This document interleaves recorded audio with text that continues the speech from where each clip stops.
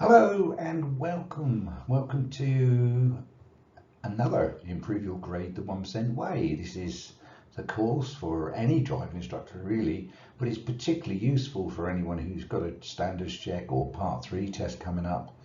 Remembering what I keep saying is Rome can't be built in a day. You're not going to go from grade 31 points to 51 in a day. It's going to take manageable bites. So, you can gain 2 or 3 points each time looking at certain various things.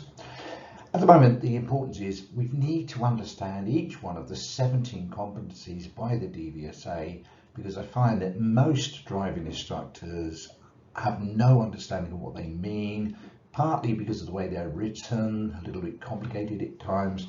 So this is what I'm hoping to address. So this simple course, Improve Your Grade the 1% Way, looks at each competency one by one. So let's look at today's one. Okay. Today we're looking at were the pupils' queries followed up and answered. Now this in theory should be quite a simple one, and I don't think there's any complications in this. So in analysing the question, it's a fairly simple one. Were the pupils' queries followed up and answered? But be careful, because queries followed up and answered. Okay, so giving this one a thought, where I see people go wrong is the following up, really, like many things, is it's a little bit of lip service to it, or they forget. So something happens, or the pupil mentions something in the lesson and the instructor says something like, yeah, we'll talk about that later, and that's the end of it, and afterwards, when I raise these issues, instructors often say to me things like, oh, I'm going to deal with it next lesson. Too late. Particularly on a part 3 test, and the examiner, he's in the back. They're in the back. He or she is in the back. They've missed you. They haven't heard it. It's no good next week. All right. But also, even for a standard lesson, that pupil now goes home with unanswered questions, which isn't good. So they're liable to maybe look it up from the wrong source or ask their friends. So let's look at it again, a bit more details. First of all, they must be followed up. We need to make sure that we follow them up. It may not be always possible to do it straight away, okay? Maybe we do need to leave it till later on, or to a point when you're driving along and you're thinking, pupils driving, you're thinking, what do I talk about now? That's when you can bring up these queries and bring them up. Oh, you asked me a question earlier, assuming it's appropriate and it not too much for the pupil at the time. They also need to be answered fully. That's not just a quick question. You need to gain the clear understanding of the pupil that you have answered it and they fully understand. So explanation, or asking them, obviously, first of all, what do you think it means? What do you think it wants? Etc, etc, etc. And obviously leaving them knowing that the answer is fully answered and they haven't got any more questions on the subject. I've already said it's no putting it off till next week. It's got to be done on the lesson, or your pupils going home. I say a lot of instructors do find that they just forget. They forget about it. You need to find a way of remembering, really. I always had this simple way. It was very familiar. I've said it before. I would bend my thumb, my fingers over, etc. when I had something to remember, and it was enough for me to just suddenly think, oh yeah, it was that question is there, and I would just go through. But I think the action of just bending my finger over reminded me to think, right, what is it I have to remember? I'm a bit odd. Oh, some of you might be the same way.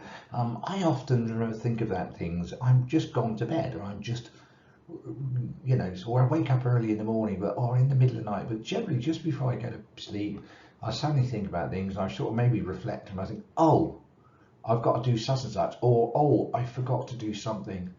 And I will get hold of something, maybe one of the spare cushions off the bed or something, anything really, and throw it to the bedroom door. I will throw it to the bedroom door.